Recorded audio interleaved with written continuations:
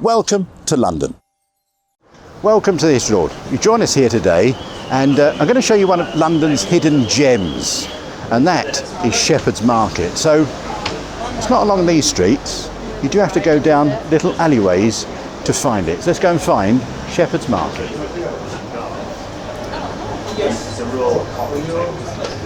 Now, Shepherd's Market was designed as a small square and a piazza between 1735 and 1746, and it was commissioned by Edward Shepherd, hence its name.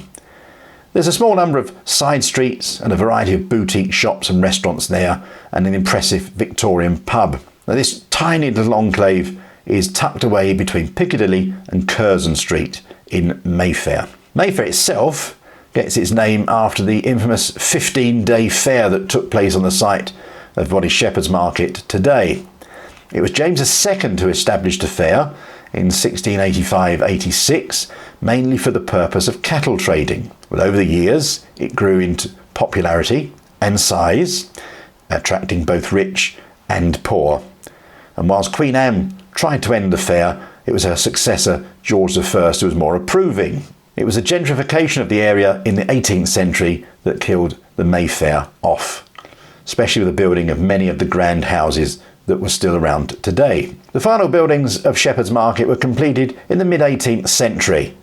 With paved alleyways, there was a duck pond, and there was a two-storey market that was topped off with a theatre. And the theatre was opened in the month of May to attract the much higher class of visitors than the raucous fair before. It was during the 1920s that Shepherd's Market was an ultra-fashionable address for some of the more refined inhabitants, and some of those who lived here were the playwright Noel Coward. The writer Michael Albarn rented rooms opposite the Grapes public house, and he used Shepherd's Market as a setting for his best-selling 1924 novel The Green Hat. Shepherd's Market has a village-like atmosphere, and there's something of a colourful reputation. It was around the corner at number 9 Curzon Place that Cass Elliot, Mama Cass, she of the Mamas and Papas, died in July 1974.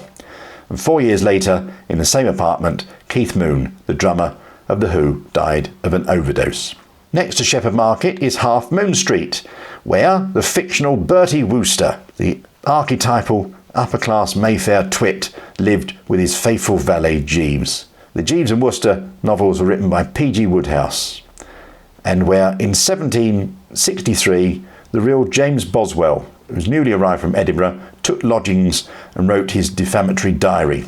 Curzon Street is home to Crewe House, that was originally built by Edward Shepherd, but it's now a company headquarters, but it's one of the few 18th century Mayfair mansions that's still in existence. So that's Shepherd's Market for you, full of nice little bistros and cafes nowadays, and of course the Grapes pub as well. Thank you very much for watching. We do enjoy making these videos for you, and if you want to see what we do outside these videos, please go to historylord.co.uk, see about a walking tour of London, or have a look for James's channel, that's called Last Line Films. Thanks for watching, and we'll see you very soon. Little cafe down there, should we go for a yes? Good.